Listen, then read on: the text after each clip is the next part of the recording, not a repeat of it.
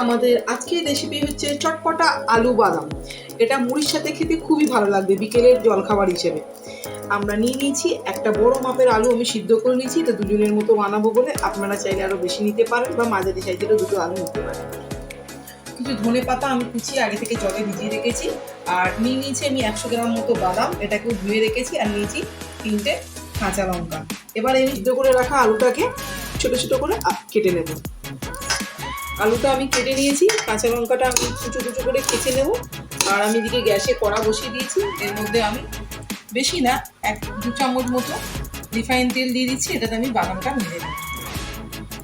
তেলটা আমার গরম হয়ে গেছে, কাঁচা বাদামগুলো তেলে ধুয়ে রেখেছি।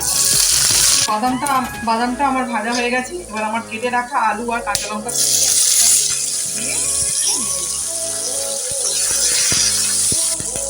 পরিমাণ মতো লবণ দিয়ে দেবো। আমি এখানে 2 চামচ মতো লবণ দিয়ে দিলাম। দিয়ে দিচ্ছি আমি সামান্য পরিমাণ 1/2 চামচ মতো ধনে গুঁড়ো, 1 চামচ মতো হলুদ গুঁড়ো।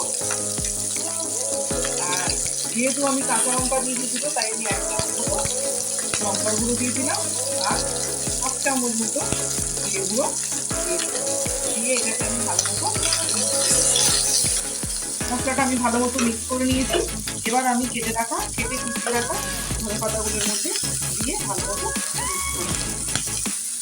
তৈরি হয়ে গেল আমার চটপটা আলু বাদাম। এটা মুড়ি দিয়ে মাখিয়ে খেতে খুবই ভালো লাগে।